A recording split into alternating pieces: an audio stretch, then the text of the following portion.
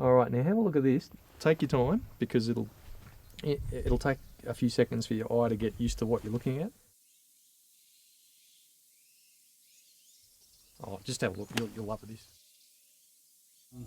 The atoms in my body wouldn't have existed if stars hadn't lived and died. So the fact that I can look back through my telescope, I've been looking at galaxies 100 million light years away. So it's a time machine, it's not just a telescope. You do get comment from people that do come out to the country for the first time and they say, man, I can see stars all the way down to the horizon. And you think, well, yeah, that's how it should be.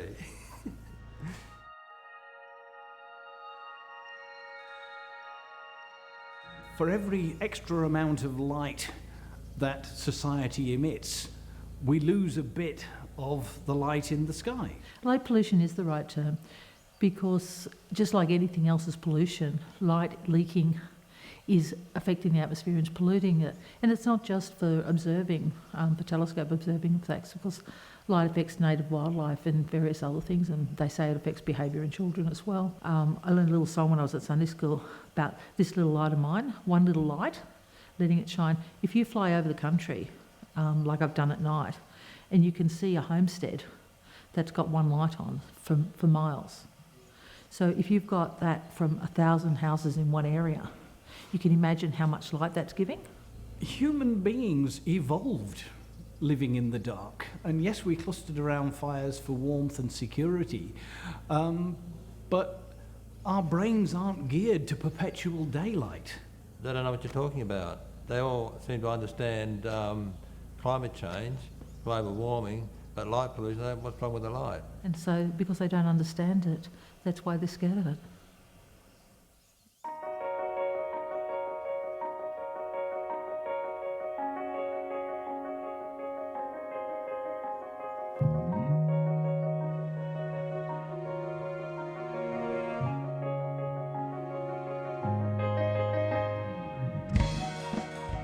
They will not stand there for 5 minutes and let themselves get dark adapted.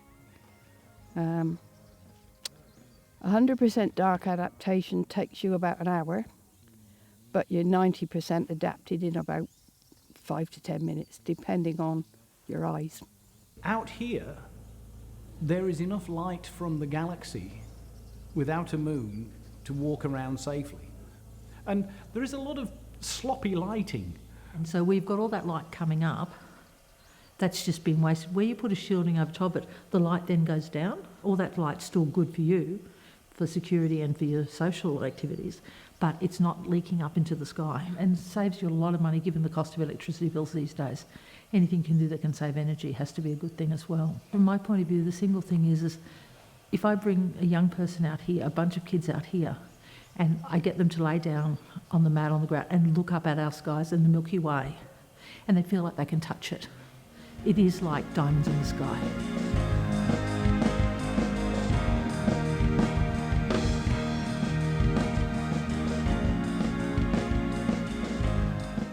Appreciating what's up there is a different matter altogether. Learning your place, understanding what your place is, and it's, we're nothing.